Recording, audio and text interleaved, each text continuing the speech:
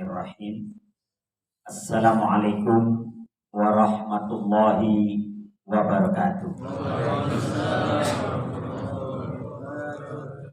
Alhamdulillahilladzi arsala rasulahu bil huda wa dinil haqq liyudhhirahu 'ala ad-dini kullihi wa kafa billahi syahida. Asyhadu an la ilaha illallah wahdahu la syarikalah wa asyhadu anna Muhammadan abduhu wa rasuluhu la nabiyya ba'da. Allahumma salli wa sallim ala nabiyyina Muhammad wa ala alihi wa sahbihi ajma'in, amma ba'du. Yang kami hormati pembina Sajadah Subuh, guru kita yakni Al-Ustadz Dr. Muslih Abdul Karim. Yang kami hormati Ketua Sajadah Subuh Al-Ustadz Miftah Surur LC, serta yang kami hormati seluruh asatidzah, para kiai haji, alim ulama yang tidak kami sebutkan satu persatu tanpa mengurangi rasa hormat kami, serta yang kami hormati Ketua DKM Masjid Nurul Iman dan seluruh yang hadir pada pagi hari ini. Alhamdulillah, pagi hari ini kita telah melaksanakan sholat subuh secara berjamaah, dan mudah-mudahan ini menjadi rahmat dan keberkahan bagi kita semua. Amin ya rabbal alamin. Salawat dan salam senantiasa tercurah kepada Nabi Allah Muhammad sallallahu alaihi wasallam, kepada keluarga, para sahabat dan para pengikut beliau sampai akhir zaman nanti. Bapak-bapak yang dirahmati Allah Subhanahu wa taala, pada kesempatan kali ini saya diberi kesempatan untuk baca kitab. Yang kita akan baca adalah Sunan Imam Ahmad, ya, salah satu hadis yang berkaitan dengan Ramadan. Hadis ini juga diriwayatkan selain oleh Imam Ahmad, juga diriwayatkan oleh Imam An-Nasai dan Imam Al-Baihaqi. Dan hadis ini disahihkan oleh Syekh Nasruddin Albani. Dalam hadis itu disebutkan bahwa sahabat Abu Hurairah menyatakan, karena Rasulullah sallallahu alaihi wasallam yubashiru ashabahu haitsu yaqulu, bahwa Rasulullah sallallahu alaihi wasallam jika masuk bulan Ramadan, Rasulullah sallallahu alaihi wasallam yubashiru, memberikan kabar gembira kepada sahabat-sahabatnya, haitsu yaqulu, seraya beliau bersabda, qad ja'akum syahrul Ramadan, telah datang kepada kalian bulan Ramadan. Syahrun mubarak, bulan yang penuh dengan keberkahan. Mubarak itu yang diberkahi, penuh dengan keberkahan. Ini ada Ustaz Zaki Mubarak, makanya berkah terus beliau. Berkatnya banyak, nenteknya bisa 10. Ya, syahrun mubarak, bulan yang diberkahi. Kalau dalam bahasa Arab itu berkah itu artinya bertambah dan berkembang. Ya, bertambah dan berkembang. Itu namanya berkah. Makanya di bulan Ramadan semuanya jadi berkah. Pahalanya jadi berkah. Pahala ibadah sunnah Allah jadikan seperti pahala ibadah wajib.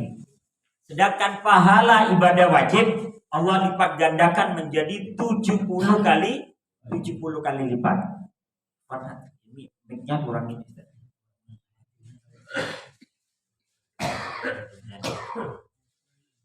Nah, jadi semuanya menjadi berkah. Ya. Kemudian berkah itu bertambah dan berkembang. Ketika Ramadan, masjid yang nggak biasanya penuh, tiba-tiba penuh itu. Sampai jalanan ditutup. Ada traweh, ya tutup jalanan. ya, tapi 3 malam doang. Selanjutnya terserah Anda. Tapi yang penting berkah pada hari itu ya. Minimal seminggu lah, ya itu masih penuh ya. Infak ketika Ramadan luar biasa. Bertambah, masjid yang biasanya infaknya nggak banyak tiba-tiba banyak. Rizki ketika Ramadan Allah lipat gandakan. Ya. Semuanya mendapatkan keberkahan. Apalagi Ustadz, Masya Allah, dari subuh ketemu subuh lagi, sakit aja nggak sempet. Masya Allah ketika Ramadan tuh, semuanya jadi berkah. Ya. Tukang ojek aja di Tanah Abang sehari ngasih istrinya 7 juta, sama motor-motornya dijual. Tapi yang penting kan berkah gitu ya. Subhanallah. THR tuh turunnya Ramadan Pak, berkah. Coba turunnya habis Lebaran, di demo Pak. Ya. Jadi Syahrul Mubarak semuanya berkah, bertambah dan berkembang. Makanan ketika Ramadan berlimpah. Untuk takjil, untuk sahur itu berlimpah Pak. Ya. Timun suri yang hari biasa nggak muncul, Ramadan muncul itu. Ya. Makanya ada jamaah timun suri munculnya Ramadan doang. Ya. Hari biasa dia kagak kelihatan di masjid. Nah, ini. Jadi kemudian keberkahan Ramadan ini biji salak Pak, yang biasanya keras di hari lain, begitu masuk Ramadan empuk manis Pak. Nah, ini. Jadi ini keberkahan Ramadan. Syahrul Mubarak. Kataballah alaikum siyamahu. Allah mewajibkan kepada kalian puasanya. Walaupun ada beberapa orang yang boleh tidak puasa, seperti orang yang datang bulan, anak kecil, musafir, dia boleh berpuasa, boleh tidak. Kemudian orang yang sakit, orang yang tua renta dan sebagainya. Jadi ada beberapa yang memang nggak boleh puasa. Ada yang cukup bayar fidyah, ada yang mengganti di hari lain. Kemudian kata Nabi, fihi tuftahu abwabul jannah. Di bulan Ramadan ini pintu surga dibuka lebar-lebar. Artinya Allah menginginkan kita banyak masuk ke dalam surga melalui pintu yang namanya Ramadan, yakni pintu Ar-Rayyan. Dan itu melalui Ramadan. Kemudian kata Nabi, wa tughlaqu fihi abwabul jahim. Pintu neraka ditutup rapat-rapat. Allah menginginkan agar tidak satu orang pun dari kita masuk ke dalam neraka karena kita mendapatkan keberkahan Ramadan. Kalau masih ketemu Ramadan masuk neraka, uciloko itu namanya, ya. Maka hati-hati, jaga Ramadan. Kemudian wa tughallu fihi syayatin. Setan-setan dibelenggu pada bulan Ramadan.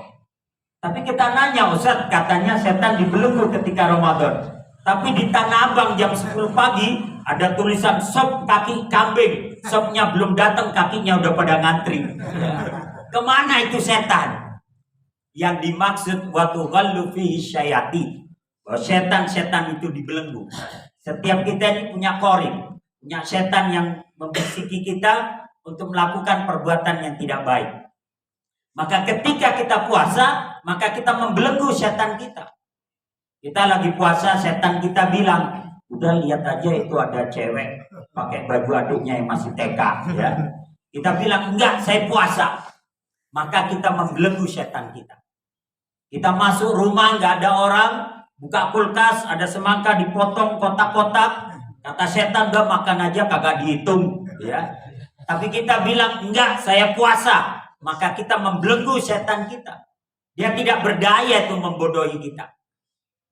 Kita masuk ke rumah gak ada orang, udah minum aja kagak ada yang tahu. Kata kita kagak, saya puasa, berarti kita membelenggu setan kita. Tapi kalau dasarnya kita nggak puasa, kita yang jadi setan, Pak. Ya, kita jadi setan. Udah benar teman kita puasa, kita panggil sini, warteg yuk saya bayarin, begitu, Pak. Jadi kita yang jadi setan. Maka hanya orang-orang yang berpuasalah yang bisa membelenggu setannya. Kalau dia tidak puasa, ya wajar kalau menjelang lebaran dia jadi copet. Menjelang lebaran banyak motor hilang waktu subuh. Banyak, Pak. Itu berarti dia memang nggak puasa, tidak membelenggu setannya. Jadi setan itu dibelenggu oleh puasa yang kita laksanakan. Makanya Nabi menyatakan wa tughallu fihi syayatin. Kemudian Nabi menyatakan fihi lailatun khairun min alfi syahrin.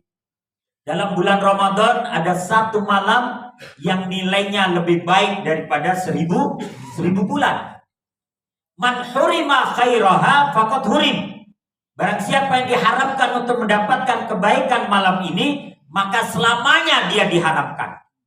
Maksudnya bagaimana? Maksudnya Lailatul Qadar tahun 2023 itu datangnya cuma sekali dan satu malam saja. Kalau ini terlewatkan dari kita tidak mendapatkannya, maka selamanya haram kita mendapatkan Lailatul Qadar tahun 2023. Kalau ada kesempatan nanti 2024, itu kalau masih hidup. Kalau masih bisa ikut pemilu gitu ya. Kalau kagak, pindah kita ke Balikpapan ya. Balikpapan kuburan gitu ya. Kalau enggak pindah ke Sukabumi. Saking sukanya di bumi kagak balik-balik gitu ya. Nah, jadi Lailatul Qadar hanya datang satu malam saja. Dan 2023 Lailatul Qadarnya hanya semalam. Kalau itu terlewat, haram selamanya kita nggak dapat yang itu. Kalaupun ada kesempatan tahun depan. Tapi itu kalau kita masih hidup. Maka kata Nabi, man hurima khairaha faqad hurim. Kenapa kita dianjurkan untuk meraih Lailatul Qadar? Bahkan sampai Nabi menyatakan, taharrau Lailatul Qadari fi ashril awakhir min Ramadan. Intailah. Kalau mengintai ini berarti mengawasi benar-benar, Pak. Intailah Lailatul Qadar itu di 10 malam terakhir dari bulan Ramadan. Bahkan dalam hadis yang lain, taharrau Lailatul Qadar. Intailah Lailatul Qadar itu fil witri minal ashril awakhir min Ramadan. Di malam-malam yang ganjil. Jadi Nabi lebih spesifik lagi. Di malam-malam ganjil. Tapi karena adanya hadis ini, orang kadang milih-milih itikafnya, Pak. Malam apa nih? Genap, pulang dia. Malam apa ini? Ganjil. Baru dia itikaf. Jadi milih itikafnya ganjil-ganjil doang. Yang susah kalau pemerintah Muhammadiyah berselisih menentukan awal Ramadan. Bisa ganjil semua itu. Ya, kalau enggak bisa genap semua. Makanya kalau pengen dapat ya udah 10 malam itu itikaf, insya Allah dapat. Kemudian kata Nabi, saking pentingnya Lailatul Qadar ini, Nabi menyatakan taharrau Lailatul Qadar. Intailah Lailatul Qadar itu fi lailatis sab'i wa ishrun, yakni pada malam ke-27. Jadi lebih khusus lagi. Banyak sahabat yang menyatakan Lailatul Qadar itu banyak turun di malam 27. Ada yang Rasulullah menyatakan malam 27 juga. Sehingga di beberapa masjid itu dalam pantauan saya, kalau malam 27 itu suka rame yang itikaf. Bahkan ada masjid secara khusus itikaf malam 27, sahurnya nasi kebuli. Oh, ke sana saya, Pak. Ke sana. Kapan lagi perbaikan gizi? Kambingnya gede-gede lagi gitu ya. Jadi sampai disebutin tuh sahurnya nasi kebuli. Kenapa? Supaya semangat orang mengintai Lailatul Qadar di malam ke-27. Karena pentingnya Lailatul Qadar, sampai-sampai Syekh Ali As-Sabuni dalam kitabnya Safwatut Tafasir, beliau menyatakan Laila itu malam, Al-Qadar itu penentuan. Jadi malam Lailatul Qadar adalah malam penentuan kembali takdir-takdir hamba Allah. Di mana pada malam itu Allah akan merevisi semua takdir-takdir hamba Allah yang mendapatkan Lailatul Qadar. Kita ini membawa 4 takdir bawaan, Pak. Jadi dari sejak kita berada di rahim ibu kita, ada 4 takdir bawaan yang memang itu sudah melekat pada kita. Kata Nabi SAW dalam hadis riwayat Imam Bukhari dan Muslim, Rasul menyatakan, yujma'u ahadukum, kalian diciptakan dalam perut ibu kalian di usia 4 bulan kandungan, maka kemudian fayursalu fihi malak, maka Allah mengutus malaikat ketika usia kandungannya 4 bulan. Fayadfuhu fihi ruh, maka roh kemudian ditiupkan ke dalam calon jabang bayi.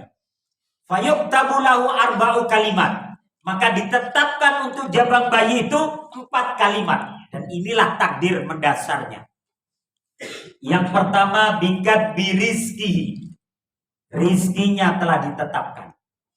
Jadi kita mencari rizki dengan cara yang halal atau yang haram, ya segitu-gitu juga.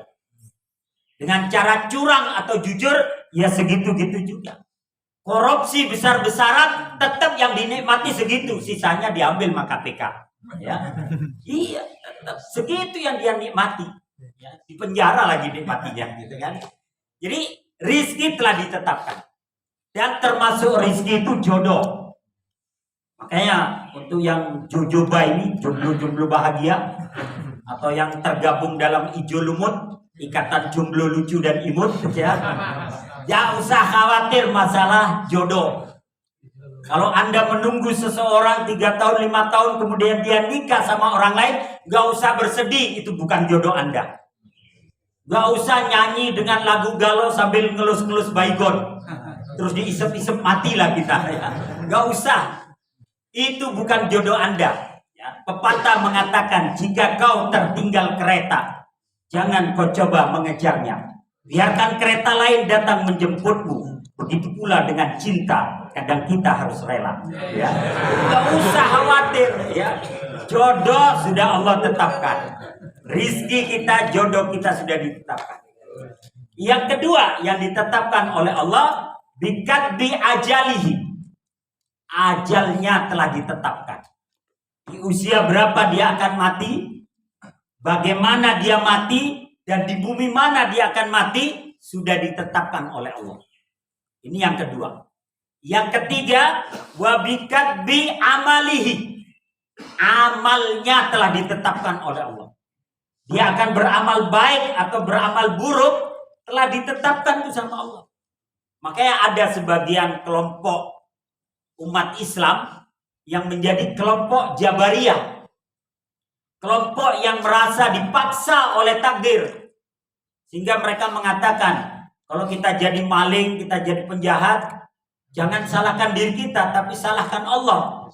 Allah lah yang menjadikan kita seperti itu. Ini kelompok Jabariyah, kelompok yang merasa dipaksa oleh takdir, karena memang hadisnya begitu. Kata Nabi, wabikat bi amalihi, amalnya sudah ditetapkan. Dia akan beramal baik atau beramal buruk.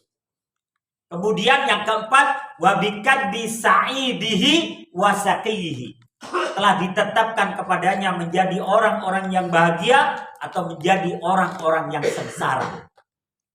Maka Nabi pernah mengatakan begini di hadapan sahabat. Ma minkum min ahadin illa waqad kutiba maq'aduhu finnar au maq'aduhu fil jannah. Tidak ada di antara kalian yang hadir ini kecuali telah ditetapkan tempat duduknya di surga atau di neraka. Mendengar hadis ini sahabat protes, bertanya, ya Rasulullah, afala nattakil ala kitabina wa nada'ul amal? Wahai Rasulullah, apa kita pasrah saja terhadap catatan takdir kita? Karena sudah ditetapkan, kita pasrah saja. Wa nada'ul amal, dan kita nggak perlu beramal baik. Kata Nabi, lah, jangan, kata Nabi. I'malu, tetaplah kalian berbuat baik. I'malu, tetaplah kalian berusaha dalam kebaikan. Fa innakum muyassarun ila ma khuliqa lahu. Karena kalian akan dimudahkan kepada apa yang menjadi tujuan kalian. Bisa aja karena kita nggak tahu nih takdir kita sengsara atau enggak, masuk surga atau tidak, maka kita wajib berusaha. Begitu kita lahir ke dunia, kewajiban kita adalah merubah 4 takdir ini yang tidak pernah kita ketahui.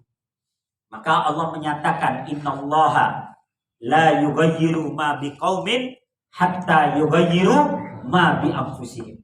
Allah tidak akan merubah takdir, nasib, kondisi, situasi suatu kaum kecuali mereka berusaha merubah takdir yang ada pada diri mereka sendiri. Apa takdir bisa dirubah? Allah menyatakan dalam surat Ar-Ra'd ayat 39, yamhullahu ma yasha wa yutsbit wa indahu ummul kitab. Allah akan menghapuskan takdir-takdir yang Allah kehendaki, dan Allah akan menetapkan takdir-takdir yang Allah kehendaki. Wa indahu ummul kitab, dan di sisi Allah lah terdapat catatan semua takdir. Artinya apa? Memang takdir telah ditetapkan, tapi Allah perintahkan kita untuk berubahnya. Karena kita nggak tahu. Kalau saya tahu takdir saya ini, seandainya saya tahu mujahid, muda foya-foya, tuanya kaya raya, istrinya cantik jelita, 4 lagi gitu ya, matinya masuk surga. Saya tahu takdir saya seperti itu, gak sholat subuh saya, Pak. Gak sholat subuh saya, Pak. Udah dijamin surga ya. Tapi kalaupun saya tahu takdir saya mujahid, mudanya merana, tuanya sengsara, istrinya buruk rupa, galaknya kayak singa ya, matinya masuk neraka. Wah, jadi bajingan sekalian saya ya. Kalau kita tahu takdir kita. Tapi karena kita nggak tahu, kata Nabi, malu, tetaplah kalian berbuat kebaikan. Tetaplah kalian dalam kebaikan, karena kalian akan dimudahkan kepada apa yang menjadi tujuan kalian. Kalau tujuan kita adalah orang-orang yang bahagia, maka Allah akan rubah kita jadi orang yang bahagia. Makanya kata para ulama ada 5 sarana untuk merubah takdir kita. Yang pertama, doa. Doa bisa merubah takdir kita. Maka boleh kita merubah takdir kita. Yang 4 itu dengan berdoa. Ya Allah, kalau kau takdirkan rizki saya sedikit ketika dalam rahim ibu kita, maka jadikan rizki saya banyak dan penuh dengan keberkahan. Dan boleh kita berdoa, ya Allah, kalau jodoh saya cuma 1, bolehlah jadi 4 ya Allah. Ya. Tapi doanya depan istri itu, yang tabokin sekalian. Kemudian yang kedua, ya Allah, kalau kau takdirkan dalam rahim ibu saya bahwa ajal saya pendek, maka jadikan ajal saya, usia saya panjang dan penuh dengan kebaikan dan keberkahan. Ya Allah, kalau kau takdirkan dalam rahim ibu saya amal saya adalah amal yang buruk, maka rubahlah menjadi amal baik sampai ajal menjemput nyawa. Ya Allah, kalau kau takdirkan dalam rahim ibu saya menjadi orang-orang yang sengsara, maka rubahlah menjadi orang-orang yang bahagia. Maka doa bisa merubah takdir. Kata Nabi, la yaruddul qada illa doa. Tidak ada yang bisa menangkal takdir yang buruk kecuali doa. Kemudian yang kedua yang bisa merubah takdir kita, amal soleh atau amal baik. Kalau kita berbuat kebaikan, orang banyak yang doain. Kita sekali nih berbuat baik, orang doain. Semoga panjang umur, sehat, berkah, panjang berdoanya.